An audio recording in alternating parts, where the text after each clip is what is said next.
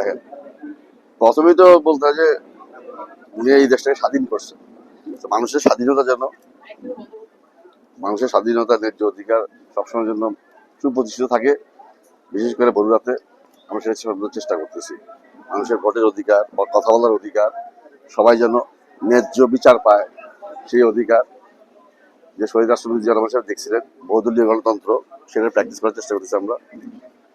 উনি সবসময় খাল খননের মাধ্যমে দিয়ে যে কৃষির উপর যে আমাদের দেশ নির্ভরশীল, সেই জন্য আমরা পর্যাপ্ত খাল খননের কর্মসূচি নিয়েছি।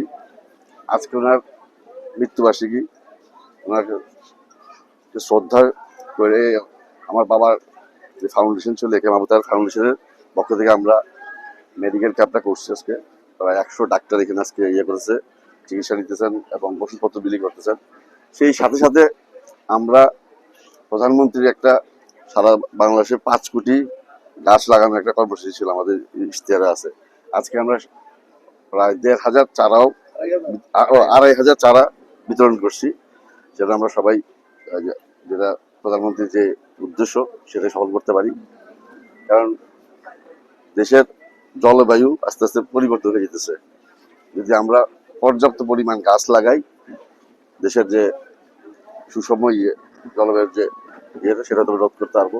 দিনকে দিন গরম বেড়ে যেতেছে, মাটি হতেছে, এগুলি দেশ গড়ার যে কাজগুলি, সেগুলি নিয়ে আমরা চেষ্টা করছি আগ বাড়তে।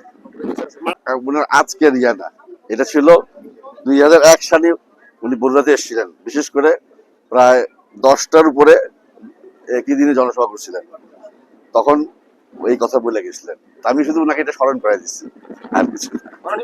আপনারা দেখছেন গত যে প্রধানমন্ত্রী আশ্বাস দেয় সময়, আমি সেই সুযোগটা নিছি যে বিশেষ করে আমাদের সবাই প্রাণের দাবি কুমিল্লা বিভাগ, কুমিল্লার নামে কুমিল্লা বিভাগ, এবং আমি ওনার কাছে একটা চেয়েছি যে বাংলা আমাদের যদি কৃষি নির্ভর এলাকা, একটা কৃষি বিশ্ববিদ্যালয় হলে ভালো হয়, সেটা আসছি।